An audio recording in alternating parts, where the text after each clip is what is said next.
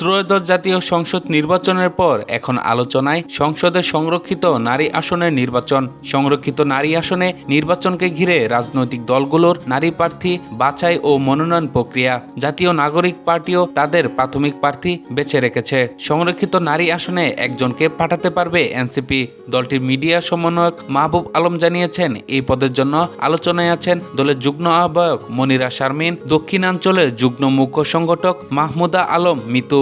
জাতীয় সংসদ সংরক্ষিত মহিলা আসন নির্বাচন আইন অনুযায়ী সাধারণ নির্বাচনের চূড়ান্ত ফলাফলের সরকারি গেজেট প্রকাশের 90 দিনের মধ্যে সংরক্ষিত নারী আসনের নির্বাচন সম্পূর্ণ করতে হবে।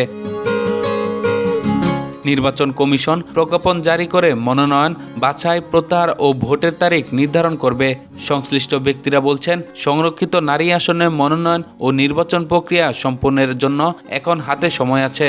জাতীয় সংসদ নির্বাচনের ফলাফলের গেজেট প্রকাশের 30 দিনের মধ্যে রাষ্ট্রপতিকে নতুন সংসদের প্রথম অধিবেশন ডাকতে হয়। তিনি প্রধানমন্ত্রীর লিখিত পরামর্শ অনুযায়ী তা করেন। এবারের সংসদ নির্বাচনে বিজয়ীদের গেজেট প্রকাশিত হয় 13 ফেব্রুয়ারি। সেই হিসাবে 14 মার্চের মধ্যে সংসদের প্রথম অধিবেশন বসার বাধ্যবাধকতা রয়েছে।